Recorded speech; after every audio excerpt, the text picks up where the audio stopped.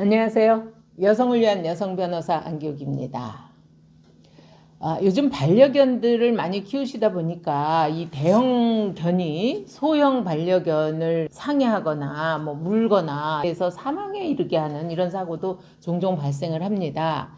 오늘 제가 설명을 드리려고 하는 것은요, 이 생명이 있는 물건, 그 손해배상을 발생했을 때 예를 들어 사람을 다치게 하면 손해배상이 세 가지가 인정이 된다 그랬잖아요. 적극 손해, 소극 손해, 정신적 손해.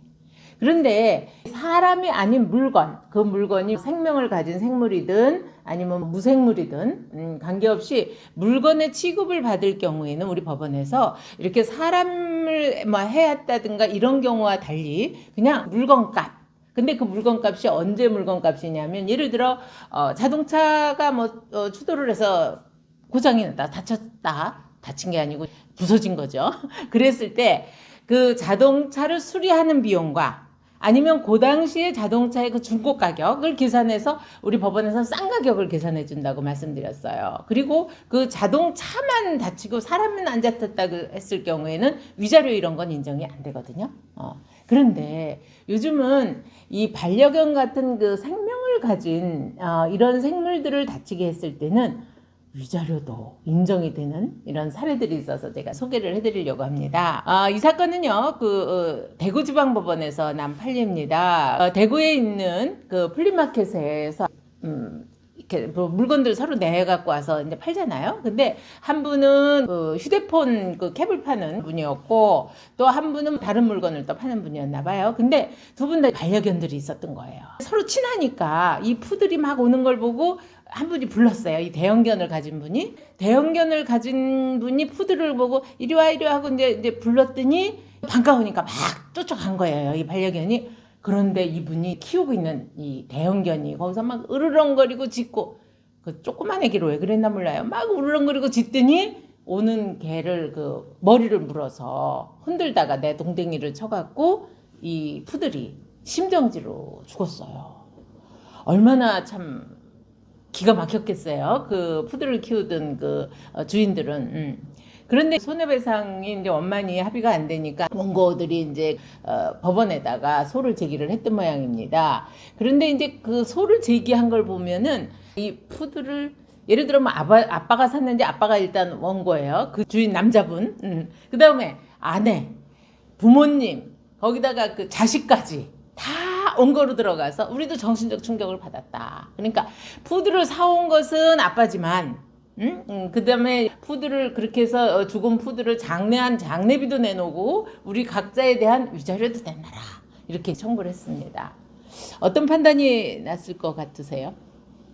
원래 이 생명이 없는 사람이 아닌 물건을 다쳤을 때는 우리가 그 재물손괴죄라 그래서 그냥 물건값만 해줘야 되는데 이 사례에서는 이 푸들의 장례비까지, 그러니까 푸들을 분양받은 대금 플러스 장례비, 거기다가 그 가족들이 입은 정신적 손해배상까지 인정을 한 그런 사례입니다.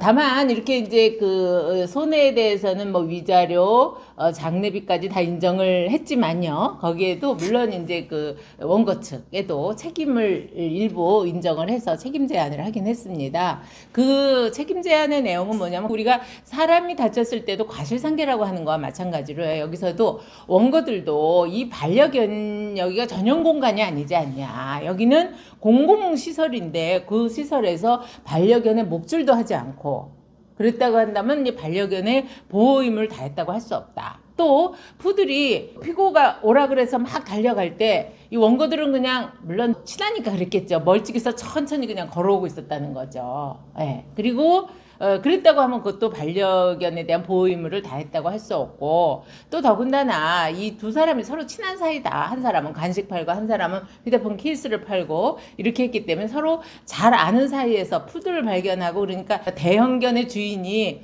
대형견에게 물려고 한 게 아니고 그냥 귀엽고 예쁘고 그래서 오라고 했던 거, 반가운 마음에 불렀던 거. 그 다음에 피고들의 큰 개 이름이 골든 레트리버라고 하는 아주 큰 개인가 봐요. 근데 이 개가 물었을 때는 이 그 두개골 골절을 가한 어떤 심각한 상해를 가할 정도로 강하게 물었던 건 보이지 않는다. 이런 점들을 인정해서 피고의 책임을 70%, 원고가 30%는 책임을 져라 라고 해서 책임 제한을 한 사례입니다.